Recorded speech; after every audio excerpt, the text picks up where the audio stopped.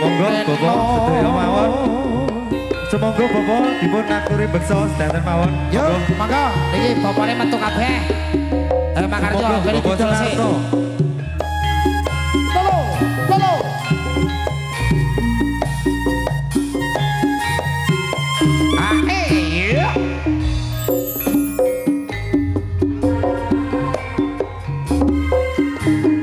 Yen liwat aku kelingan kubu kae biyen tak golere Ya yo ya yo ing cagak kebak tulisan Halo ketum warna abang tondo isih prawan tondo isih prawan jenenge gubuk asmara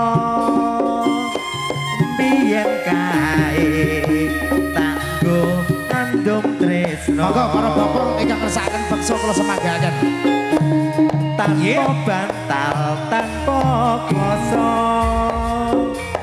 bota-bote ke taman asmara gubuk kae nyimpen wati wiwit biyen tumekam saiki gubuk kae kebak crita wayah wengi nganti kaget rino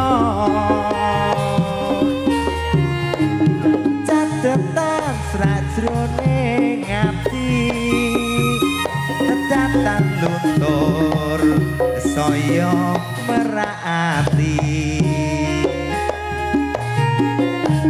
aku kowe dadi garwa mergo gubuk asmara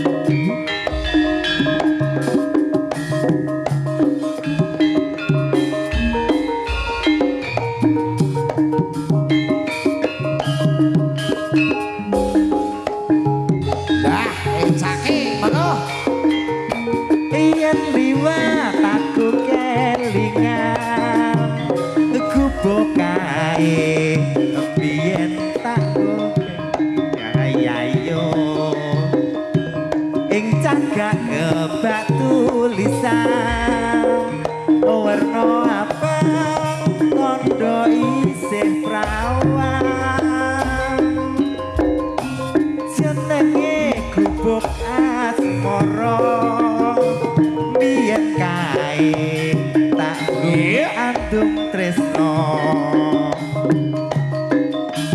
tanpa bantal tanpa kloso bota-bote ke taman asmara gubuk kae nyimpen wati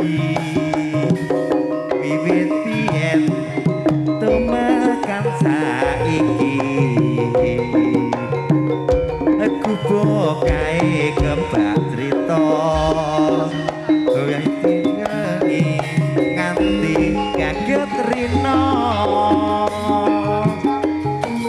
catetan sajroning ati datan luntur saya merati aku kowe dadi garwa mergo